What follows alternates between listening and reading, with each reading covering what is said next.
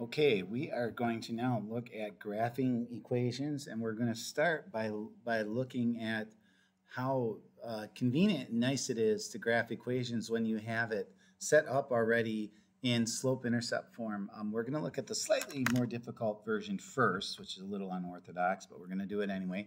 And we're going to look at what happens when you have an integer slope. All right. So when we have y equals mx plus b and you have an equation like that, obviously we are aware that you are looking at this and trying to pull the information off of it so that you can interpret it and graph it, right? So when we look at this, we know that if it's y equals mx plus b, that m is your slope, right? And we've talked about that. And so that means this is your slope right here. Your slope is -4. So one thing I already know is because my slope is negative, I know that this line is going to be, going down in some way, shape, or form from left to right. It's not going to be going up. It's going to be going down, right? I know that. And then I also know it's going to be kind of steep because it's bigger than 1, right?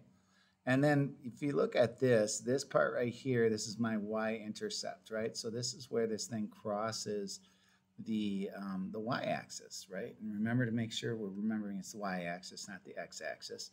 And so I always start with that, with the y-intercept. So let's go up to 2, and we're just going to put a point right there on 2, right? Just like that, right?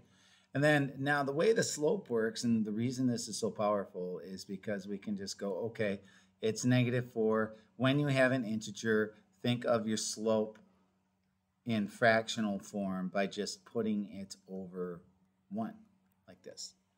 And then I always assign the sign, especially if it's negative, I always assign the sign to the top number, which is your rise, right? It's rise over run. And so when you have a negative rise, what does that mean? Well, it means it's going down, right? It's not going up, right? So we're going to start from our 2, and we are going to actually physically go down 4 units. So we're going to go 1, 2, 3, 4, and go down to -2, and then we go over 1 unit right here. Okay, and then I'm going to see if I can actually. I always try this, and I usually epically fail, but we're going to see if we can.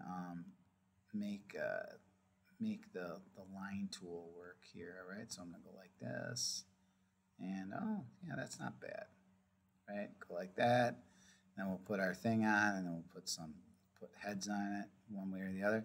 And so that is how you graph a line.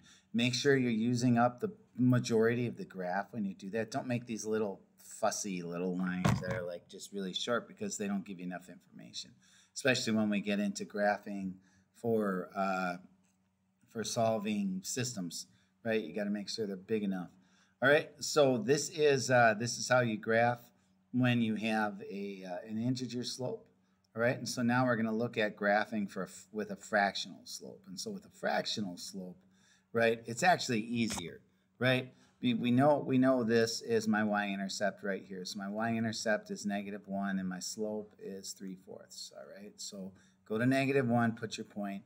And now when you have a fractional slope, what's great about that is you've already got your rise and your run figured out already. So it means you've got a rise of 3, right, +3, and then it goes over, which is your run, 4 units, right?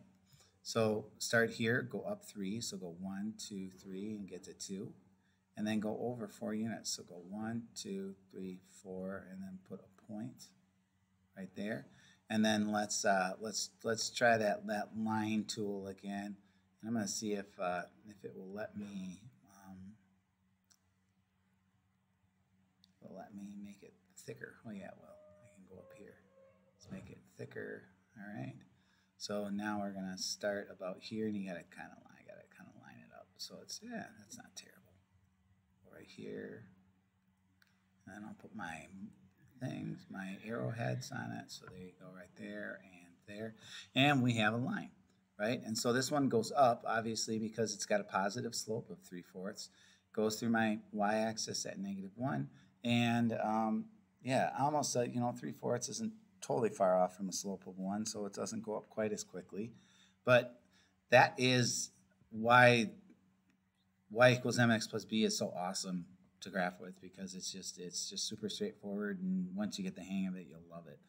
All right, so thanks for watching, and I'm gonna stop this, and then we'll pick up and we'll do something in standard form.